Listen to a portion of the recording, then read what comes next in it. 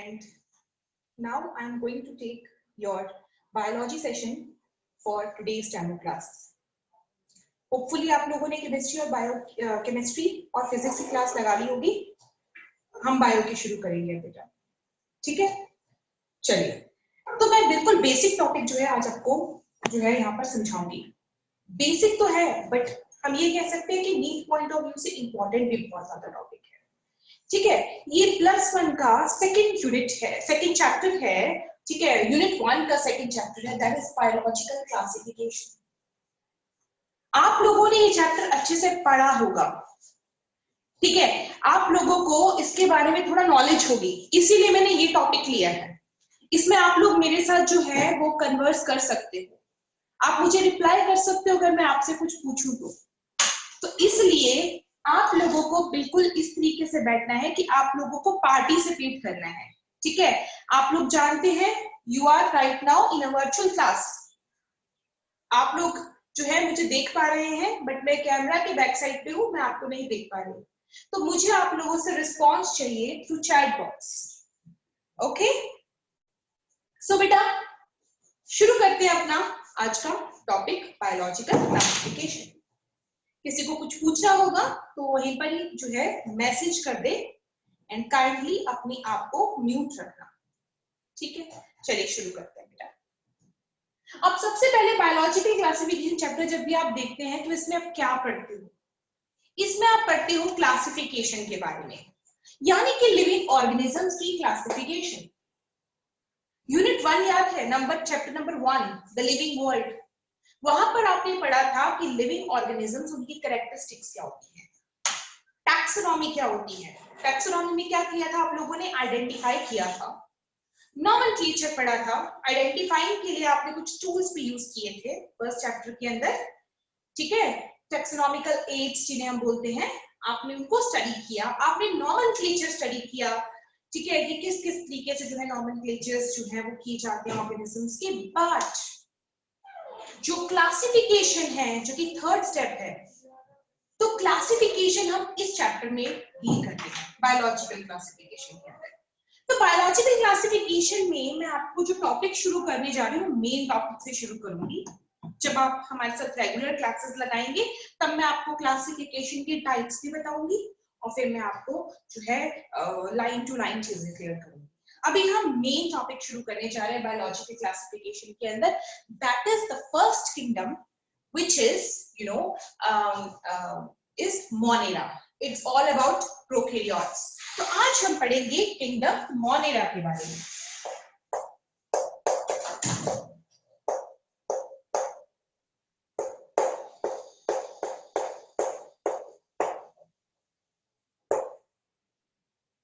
Monera they are basically bacteria.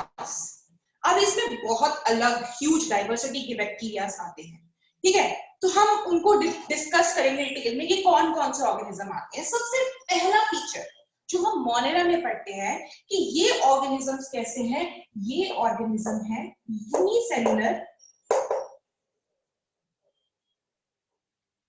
And prokaryotic in nature.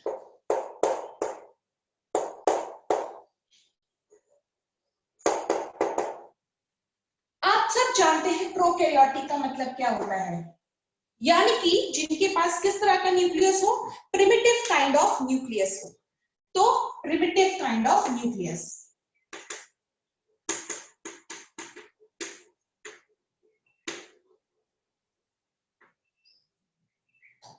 अब primitive kind of nucleus कैसे different होता है normal nucleus से? अगर हम बात करते हैं यूकैरियोटिक के न्यूक्लियस की, तो यूकैरियोट्स का जो न्यूक्लियस होता है बेटा, देखिए जरा ध्यान से, मैं यहाँ पर यूकैरियोट्स के न्यूक्लियस को बताने जा रही हूँ आपको. यूकैरियोटिक न्यूक्लियस में प्रॉपर न्यूक्लियर मेम्ब्रेन होती है. ठीक है, न्यूक्लियस के बाहर प्रॉपर न्यूक्लियर एनवेलप रहता है.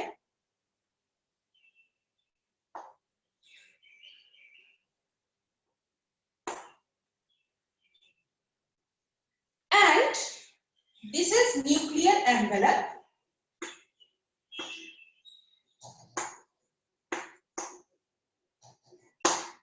Inside the nuclear envelope, they contain a a gel-like substance, a liquid kind of substance, which is called nucleoplasm.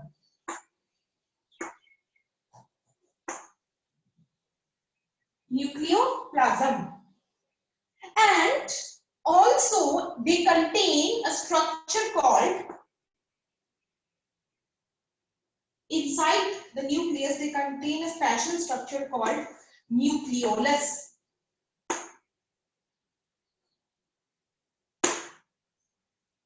ठीक है, इसके अलावा यू कैन सी कि इसके अंदर आपको मिलेगा ऑर्गेनिज्म का जेनेटिक मटेरियल. तो जेनेटिक मटेरियल,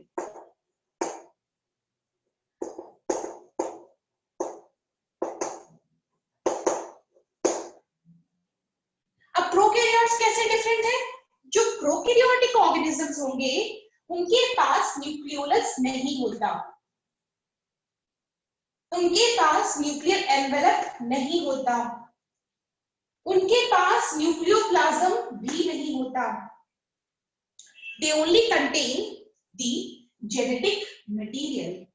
इनमें सिर्फ और सिर्फ जेनेटिक मटेरियल होता है. और जेनेटिक मटेरियल जो है वो बेसिकली सेंट्रल एरिया में कंडेंस्ड रहता है, सेंट्रल एरिया में कंडेंस्ड रहता है. और central area of the cell में कंडेंस्ड रहता है. इस स्ट्रक्चर को हम बोलते हैं, जिस एरिया में जेनेटिक मटेरियल प्रेजेंट होगा उस स्ट्रक्चर को हम बोलेंगे न्यूक्लियोइड. न्यूक्लियोइड. तो बेटा न्यूक्लियोइड, इसको हम जीनोफोर के नाम से भी जानते हैं. Genophore. So which contain nucleoid instead of proper nucleus, or you can say they contain genome. These organisms are called the prokaryotic organisms. ठीक है, तो ये फर्स्ट फीचर है मोनेरा का. सेकंड फीचर जो हम मोनेरा में डिस्कस करते हैं कि मोनेरा में क्या नहीं होते? Membrane bound cell organelles. membrane bound cell organelles.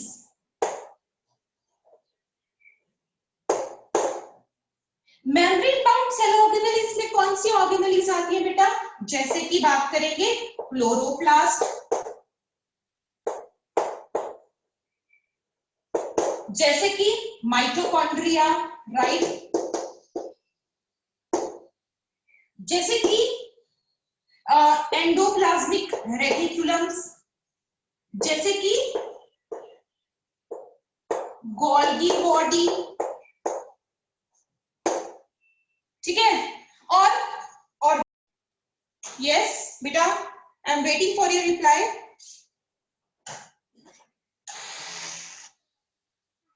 चलिए आप रिप्लाई करिएगा. मैं आपको बता भी देती हूँ, इनमें प्रेजेंट होती है non-membrane bound cell organelles. So non-membrane bound cell organelle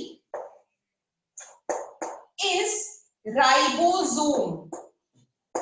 Ribosome. और राइबोसोम्स जो होते हैं बेटा, इन ऑर्गेनिजम्स के राइबोसोम्स जो होते हैं, they are 70S in nature. 70S in nature. S क्या होता है? Sedimentation coefficient, and 70S.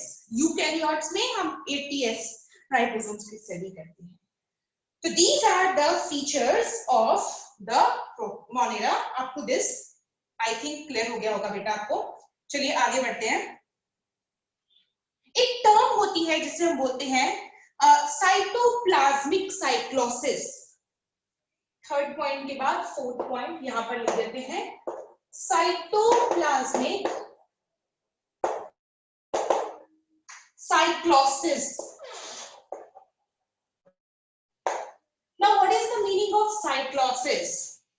Actually क्या होता है ना, जो आपके यूकैरियोटिक सेल्स होते हैं, तो यूकैरियोटिक सेल्स के अंदर, स्पेशली प्लांट सेल्स, जिनके पास वैक्यूल्स होंगे, वैक्यूल प्रेजेंट होंगे, तो वैक्यूल के बाहर जितना भी साइटोप्लाज्म रहता है बेटा, जितना भी साइटोप्लाज्म रहता है ये कभी भी स्टैटिक नहीं होता, कभी स्टेशनरी नहीं होता, ये हमेशा मूव करता रहता है, यानी कि थोड़ा फ्लूइडिटी शो करता है, फ्लूइडिक नेचर का होता है और इट कीप्स ऑन रिवॉल्विंग।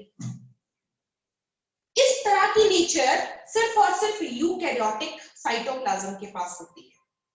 तो हम ये बोल सकते हैं कि cytoplasmic cyclosis is also absent in the case of the moneras or in the case of prokaryotes. Clear? Next, इनके पास सिर्फ एक ही मेम्ब्रेन है. I told you they don't have the membrane bound cell organelles. Cell organelles के पास कोई membrane नहीं है इनके पास, बट इनके पास एक ही मेम्ब्रेन है, that is the plasma membrane. तो नेक्स्ट पॉइंट क्या है? They only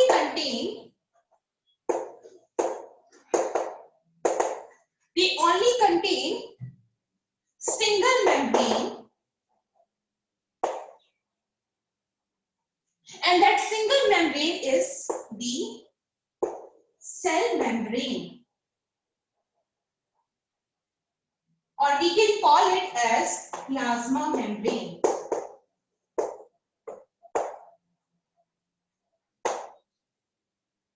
We can call it as plasma membrane. Single membrane पर present रहता है. Okay. So this is the fifth property we discussed. Next property की बात करते हैं. Now comes the sixth property of Monera, which is कि इनकी cell wall कैसे बनी होती है. फिफ्थ के बाद यहाँ पर sixth point, the cell wall. अभी सेल वॉल को हम डिफरेंशिएट करेंगे प्रॉपर्ली, बट अभी हम ऐसा मानते हैं कि जो हमारे यू बैक्टीरिया होते हैं, यू बैक्टीरिया की सेल वॉल बनी होती है पेप्टिडोग्लाइकेन से.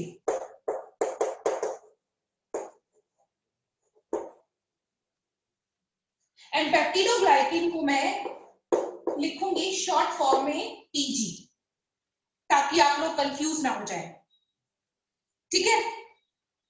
बट एक ऐसा ऑर्गेनिज्म भी है प्रोकैरियोट के अंदर ही है जिसमें सेल वॉल प्रेजेंट नहीं होती. इसका एग्जाम्पल क्या है? आई नो आपको पता होगा कि example of organism which lack cell wall is called mycoplasma. Mycoplasma जिसे हम पीपीएलओ भी बोलते हैं, PPLO, pleuropneumonia like organism. Pleuropneumonia like organism ये कैटल्स की लंग्स के अंदर उनको निमोनिया कॉज करवाता है. कैटल्स के अंदर ये उनको निमोनिया कॉज करवाता है, प्लूरोनिमोनिया लाइक ऑर्गेनिज्म. चलिए आगे बात करते हैं. बात करेंगे इनकी न्यूट्रिशन की. तो न्यूट्रिशन इन मोनेरा.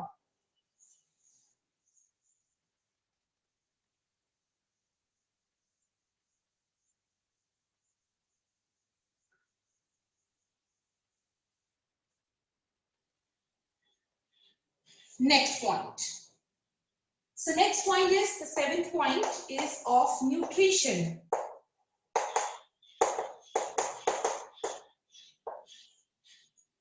अब मोनेरा जो है बेटा वो दो टाइप के न्यूट्रिशन फॉलो करते हैं. ठीक है. अब जो पहला type of mode of nutrition है that is autotrophic mode of nutrition. Autotrophic mode of nutrition. और दूसरा टाइप है heterotrophic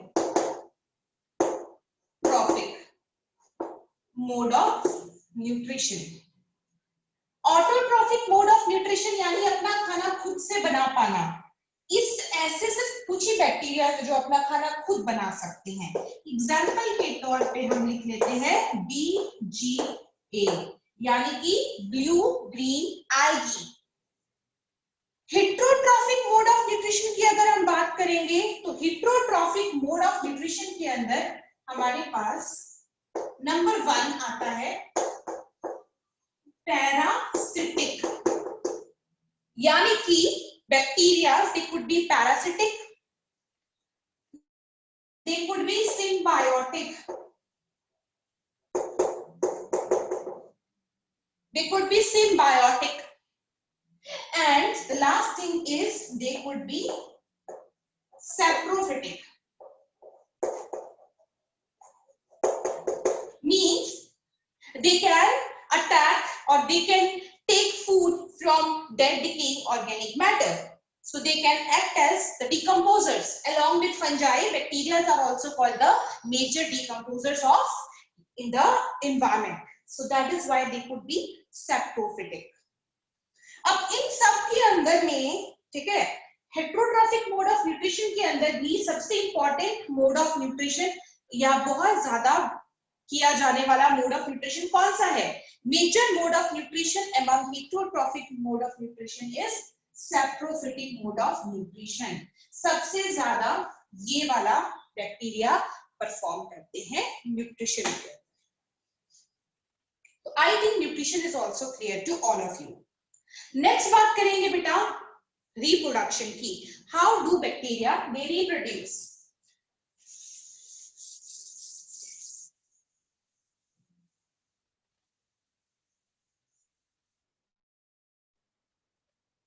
Next property is the reproduction.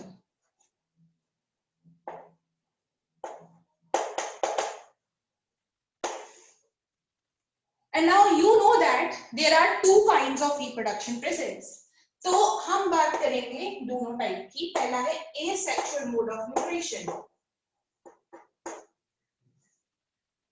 and दूसरा है sexual kind of nutrition, reproduction. Sexual reproduction. तो आपको पता ही है कि most of the bacteria they are performing asexual mode of nutrition. But क्या आप जानते हैं बैक्टीरिया सेक्सुअल रिप्रोडक्शन भी कर सकते हैं? और उनके सेक्सुअल रिप्रोडक्शन को हम क्या बोलते हैं? What is the term which we give to the sexual reproduction of the bacterias? बेटा इसका आंसर है कि the sexual reproduction performed by bacteria is called conjugation.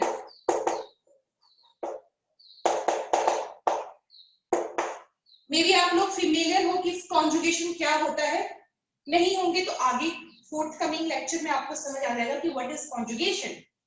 Conjugation is a type of sexual reproduction perform by bacteria. Okay, so यहां तक clear हो गया बेटा?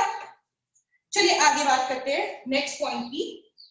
सो bacterias they are called cosmopolitan.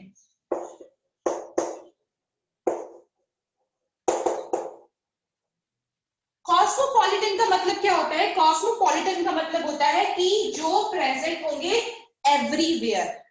Bacteria they are present everywhere. They are present in air, they are present in water, land, on your body, okay, surface of your body, inside your body, है ना, other animals or plants, सभी की body में bacteria मिलते हैं। तो they are cosmopolitan in nature। ठीक है, तो ये थे बैक्टीरिया मतलब मोनेरा के कुछ कैरेक्टरिस्टिक फीचर्स। अब हम यह डिस्कस करेंगे वेरियस शेप्स ऑफ बैक्टीरिया। चलिए बेटा इसको रब करते हैं, डिस्कस करते हैं वेरियस शेप्स ऑफ बैक्टीरिया। आपकी बुक में इनकी शेप्स बनी हुई हैं, बट वो शेप्स भी कितने हैं वो मेंशन नहीं है आपको वहां पर।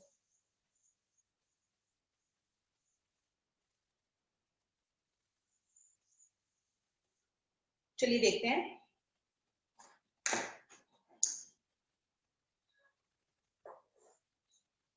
Yes, we are going to study the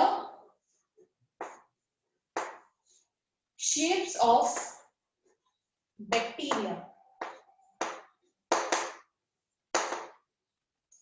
So these are, you know, the shapes which was discussed by a scientist whose name is Cohen. Name is Cohen. According to Cohen, जो bacteria हैं उनको हम classify करते हैं on the basis of their shapes into 4 different types.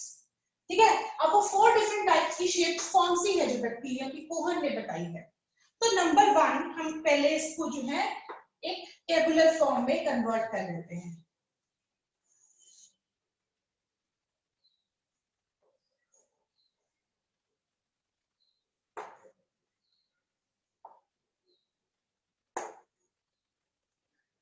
तो सबसे पहले जो शेप है इस शेप को हम बोलते हैं कोकस शेप. कोकस शेप. दूसरी शेप जो है उसे बोलते हैं बैसिलस शेप.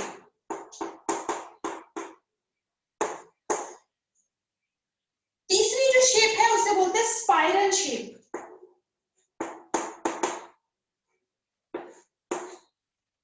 एंड जो लास्ट शेप है उसे बोलते हैं विब्रियो. Vibrio shape.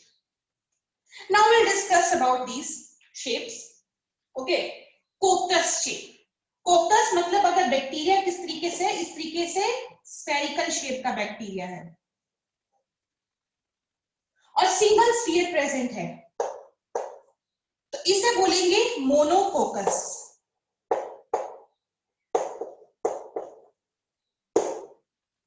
अगर इस तरीके से 2 बैक्टीरिया आपस में जुड़े हुए हैं इसे बोलेंगे डिप्लोकोकस.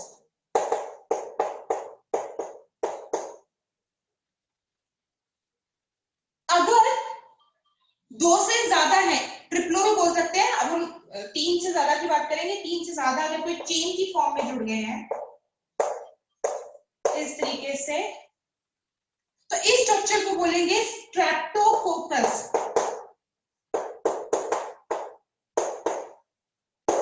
स्ट्रेप्टोकोकस. अगर बैक्टीरिया इस तरीके से जैसे कि अंगूर होते हैं और बंच में प्रेजेंट है, irregular bunch like this,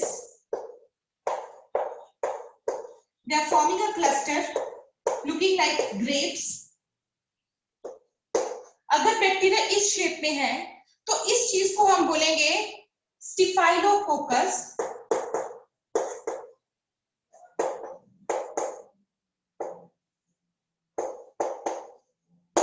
स्टिफाइलोकोकस.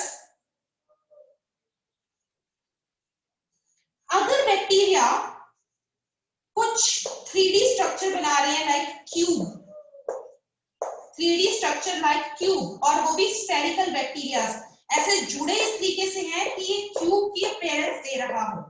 जरा इमेजिन करिए बेटा, ये इस तरीके से जुड़ गए हैं कि ये एक क्यूब लाइक स्ट्रक्चर बना रहे हैं, एक 3D क्यूब बना रहे हैं, 3 डायमेंशनल क्यूब. तो इस स्ट्रक्चर को क्या बोलेंगे? इस स्ट्रक्चर को बोलेंगे सेक्रीनिया. सेक्रीनिया, right. So these are the different kind of shapes which are basically coccus. Next is bacillus. Bacillus मतलब rod shaped bacteria, pillar shaped bacteria. अगर ये सिंगल रॉड है तब हम इसको बोलेंगे मोनोबैसिलस.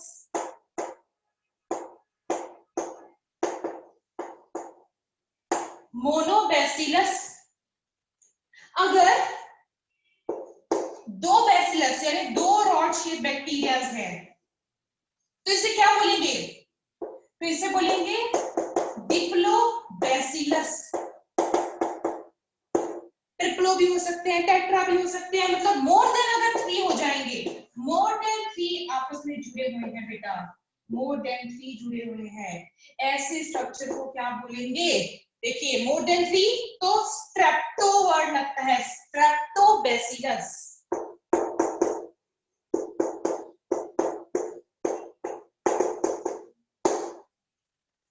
ठीक है, स्ट्रेप्टोबैसिलस. ओके, नेक्स्ट बात करते हैं स्पाइरल शेप बैक्टीरिया की. तो स्पाइरल शेप बैक्टीरिया कैसे होंगे बेटा, इसके अंदर ये एक स्पाइरल शेप फॉर्म करते हैं बैक्टीरिया, इस तरीके से they form a spiral shaped structure, इस तरीके से। और इसके एक एंड पे बेटा क्या होते हैं, खूब सारे फ्लैजिला होते हैं जो इनकी लोकोमोशन करवाने में मदद करते हैं। तो spiral shape bacteria they are flagellative. आपको एक चीज याद रखनी है, अगर फ्लैजिला प्रेजेंट होंगे तो इन सभी कैरेक्टरिस्टिक स्पाइरल के ऊपर ही जो है मेजर फ्लैजिलेटेड ऑर्गेनिजम्स भी होते हैं। विथड्रॉ कैसे होते हैं बेटा, कॉमा शेप। तो कॉमा शेप बैक्टीरिया होते हैं, ये भी फ्लैजिलेटेड हो सकते हैं और ये नॉन फ्लैजिलेटेड भी हो सकते हैं। तो these are the different kinds of shape given by Cohn, ये आपकी बुक्स में मेंशन की है। चलिए, सो नेक्स्ट टॉपिक शुरू करते हैं, structure of the bacterial cell. 2 minute का टाइम लीजिए, फिर शुरू करते हैं।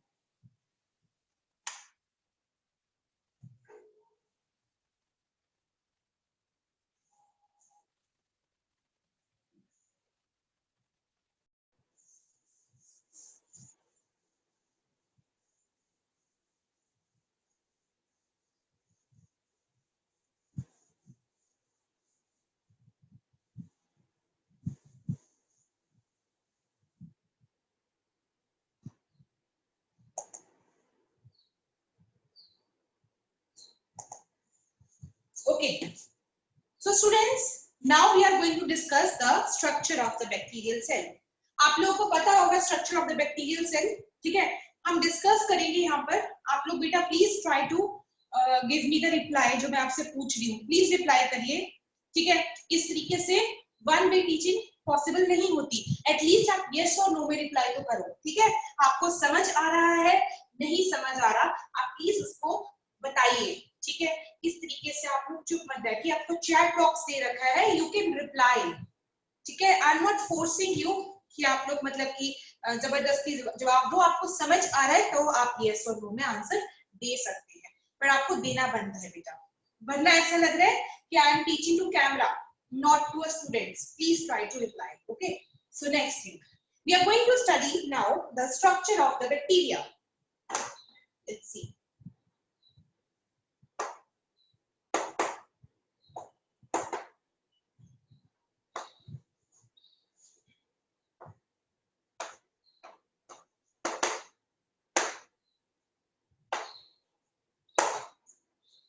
सबसे पहले हम बात करेंगे structure of the bacterial cell में the outer most layer of the bacterial cell.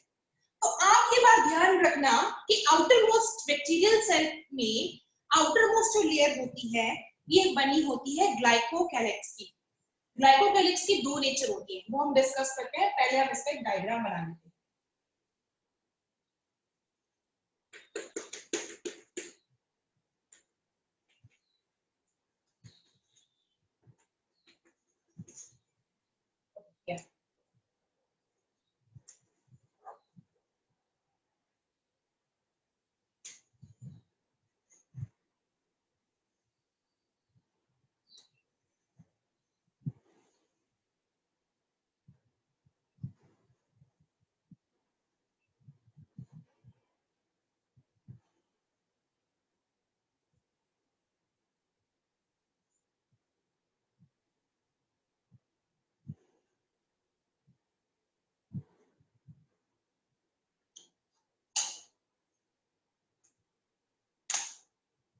This layer is of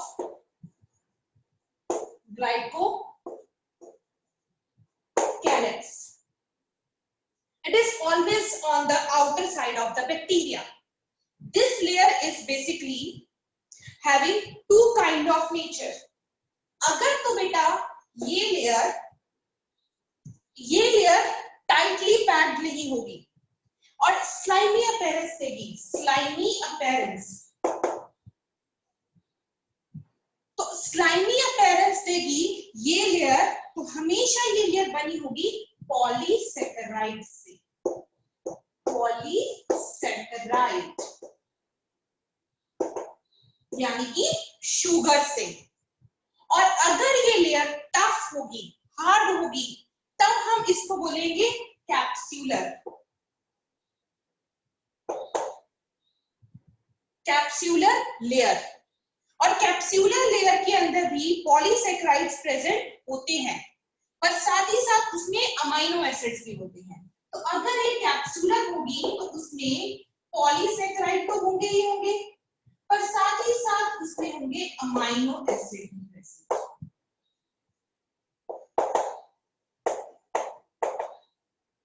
Amino acids. So this is the first layer and the outermost layer of the bacterial cell. ये layer क्या काम करती है? ये prevent करती है bacteria को from desiccation और बैक्टीरिया फ्रॉम गेटिंग ड्राई, और साथ ही साथ ये बैक्टीरिया को स्टिकीनेस भी प्रोवाइड करवाती है, उसको विरुलेंसी भी प्रोवाइड करवाती है। So this layer is very important for the bacteria. It's a protective covering and it is also a part of the cell envelope. So this is the first layer, glycocalyx. Glycocalyx के just बाद next layer जो हम पढ़ते हैं bacteria के अंदर, that is the cell wall. Let us now draw the next layer of the bacterial cell. See, inner to the glycocalyx. Now we are going to study the next layer, and this next layer is called the cell wall.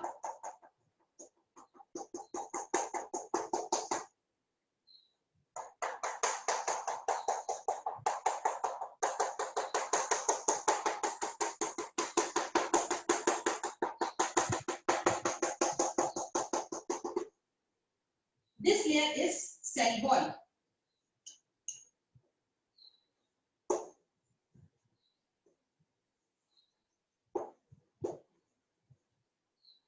And cell wall of eubacteria, I told you it is made up of Pg. Pg मैंने अभी आपको बताया था क्या होता है, peptidoglycan. Now, next layer inner to the cell wall is the plasma membrane. So now plasma membrane कैसे होती है बेटा? प्लाज्मा मेम्ब्रेन जो लेयर है बेटा, वो कभी कभार कुछ इस तरीके से इनवर्ट फोल्डिंग भी शो करती है, like this and like this, bacteria के अंदर.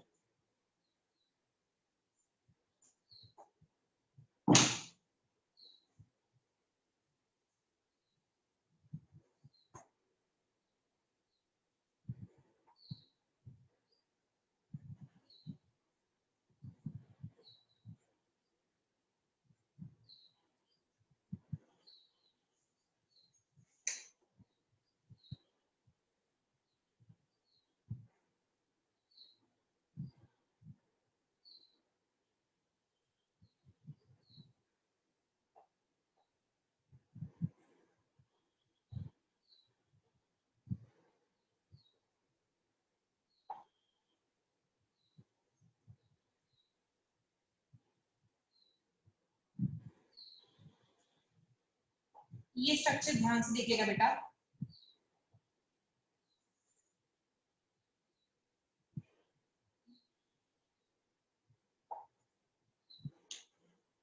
देखिए, so now this layer which I draw it with the the pink color, जो मैं आपको पिंक कलर से शो कर रही हूँ, ये लेयर कौन सी लेयर है बेटा? This is the innermost layer of cell envelope and this is called the plasma membrane.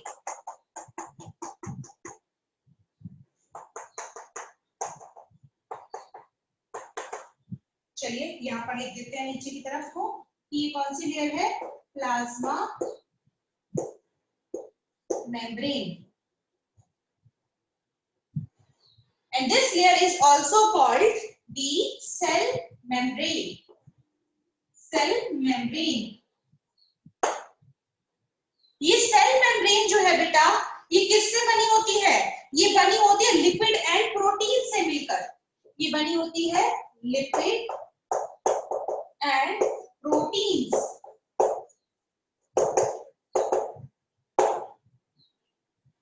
अब इनकी अरेंजमेंट कैसी होती है, चलिए मैं आपको सामने इसका स्ट्रक्चर बताती हूँ प्लाज्मा मेम्ब्रेन का किस तरीके से होती है बेटा। ये लिपिड की बाइलेयर होती है बेटा, उसमें लिपिड के स्ट्रक्चर में आपने पढ़ा होगा कि लिपिड में फैटी एसिड का हेड होता है और फैटी एसिड की चेन होती है, ठीक है ना। ये हेड होता है और ये चेन होती है, hydrophilic head and hydrophobic chain part. और नीचे की तरफ इसी का रेप्लिका होता है बेटा, अंदर की तरफ चेन पार्ट एंड बाहर की तरफ लिपिड के हेड, इस तरीके से।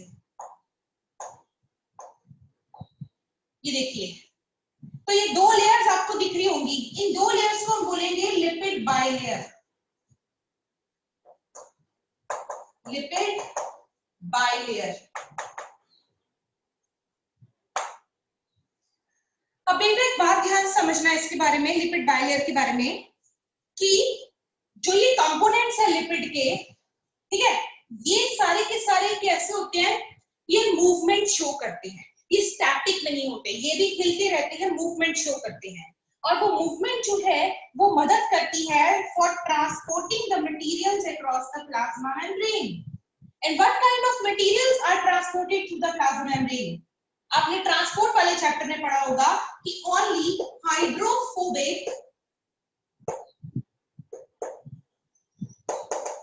hydrophobic substances they can travel through the plasma membrane directly. These structures are not static. Lipid बहुत ही फ्लेक्सिबल स्ट्रक्चर है, फ्लेक्सिबल स्ट्रक्चर है, इसीलिए इसको सपोर्ट करने के लिए lipid should be supported by protein molecules. तो प्रोटीन मॉलिक्यूल्स का होना बहुत जरूरी है। तो बेटा इसके अंदर जो है कुछ इंटरनल प्रोटीन्स प्रेजेंट होते हैं, इस स्ट्रक्चर के अंदर लिपिड मेम्ब्रेन के ही बीचों बीच कुछ इंटरनल प्रोटीन प्रेजेंट होते हैं, and these protein molecules are called haploids.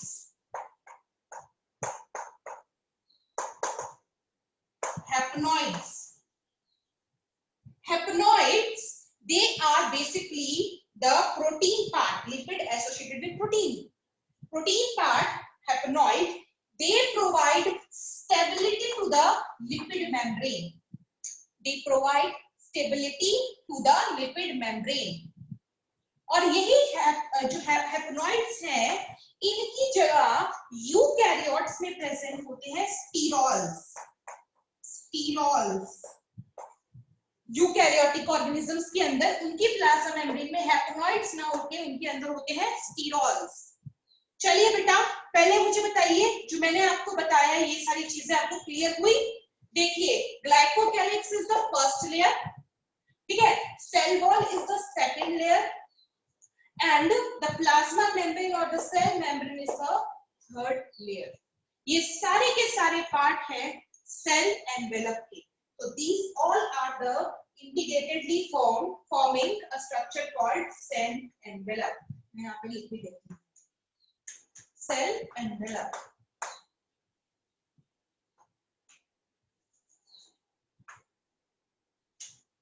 Cell envelope. Yes और नो में रिप्लाई कर दीजिए बेटा, फिर आगे बढ़ते हैं।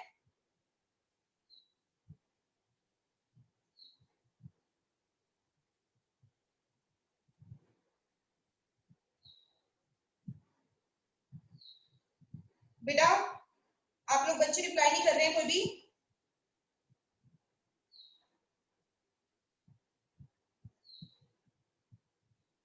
समझ आ रहा है कि नहीं?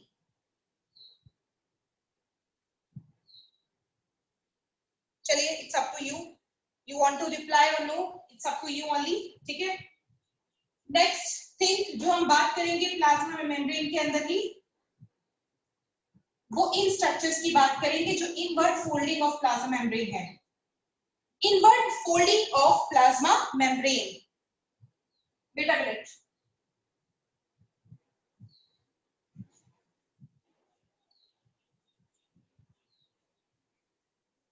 so what are these structures are called? Okay, these structures are mesosome.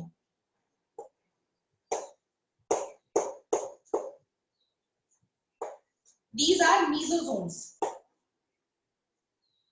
मीजोसोम्स दो टाइप के होते हैं बैक्टीरिया के पास। एक मीजोसोम जो एजेस के ऊपर प्रेजेंट है, बैक्टीरियल सेल के एज पे प्रेजेंट है, और इस मीजोसोम को हम बोलते हैं लेटरल मीजोसोम।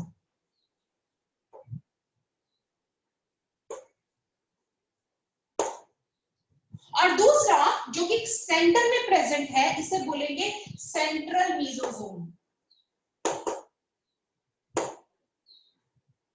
जो सेंट्रल मीजोसोम होता है वो जुड़ा होता है directly with the central part of the bacterial cell. This central part is also called the nucleoid. और आप जानते हैं कि न्यूक्लियोइड के अंदर क्या प्रेजेंट होता है? न्यूक्लियोइड के अंदर प्रेजेंट होता है the genetic material of the organism. तो देखिए यहाँ पर जेनेटिक मटेरियल प्रेजेंट है बीच में।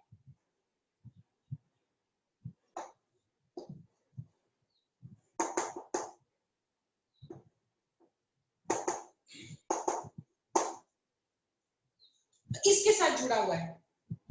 अब बेटा जैसा ये इनके स्ट्रक्चर्स हैं, ये उसी टाइप के रोल भी प्ले करते हैं। जैसे कि अगर हम बात करेंगे सेंट्रल मीजोसोम की, तो जो सेंट्रल मीजोसोम होता है, क्योंकि ये डीएनए से डायरेक्टली अटैच्ड है, इसलिए इसके दो फंक्शन रहते हैं। ये पहला तो सेल डिवीजन करवाता है,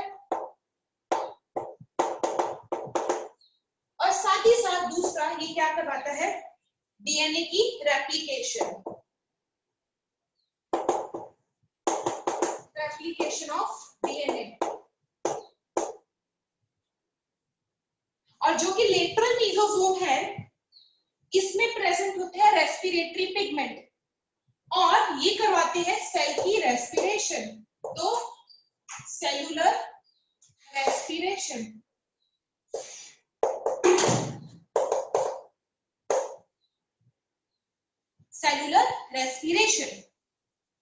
इसके अलावा आई टोल्ड यू कि सेल के अंदर प्रेजेंट होते हैं नॉन मेम्ब्रेनस सेल ऑर्गेनेली, जिन्हें हम बोलते हैं राइबोसोम्स। ठीक है, इस तरीके से इसमें प्रेजेंट होंगे राइबोसोम्स। कभी कभार they are associated also in a chain, then they are called polyribosomes. ये देखिए यहाँ पर इस तरीके से। तो these are the ribosomal structures।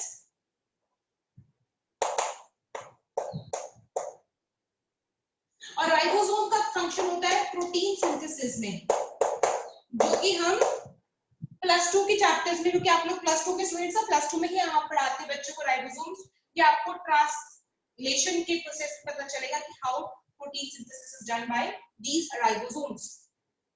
So this is the ribosomal structure.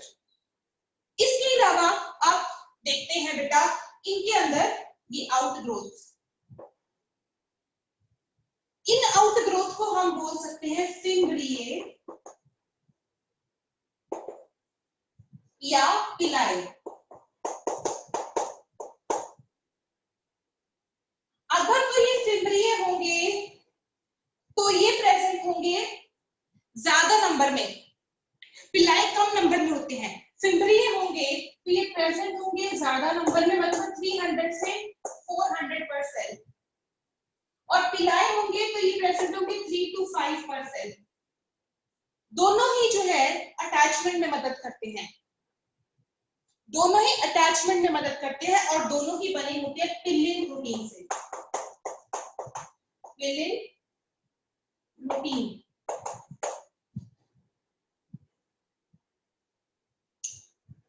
ठीक है, and now the last structure which we are going to discuss for today's class is this structure. This is the flagella, the flagella of the bacteria. अब bacteria का जो flagella है, इसमें आप जो base देख रहे हैं बेटा, जो बेस है इसे बोलेंगे basal body. Basal body.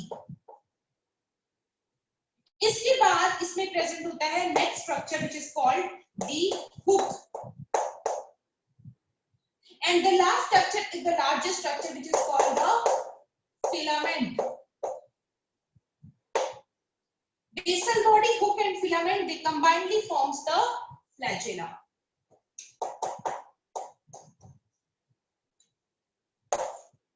Flagella of the bacterial cell. This is all of, you know, the structure of the bacterial cell we have discussed. Hopefully बेटा आप लोगों को यहाँ तक समझ आ गया. आज हम यहीं तक लेंगे क्लास और यहीं पर अपना लेक्चर ओवर करेंगे. Thanks and God bless you आप लोगों को. ठीक है, आपको कुछ भी पूछना है तो पूछ लीजिए, नहीं पूछना तो अपना सेशन हम यहीं पर ही एंड करते हैं. ठीक है, मैं आपका 2 मिनट वेट कर लेती हूँ आपके रिप्लाई का. Let's see.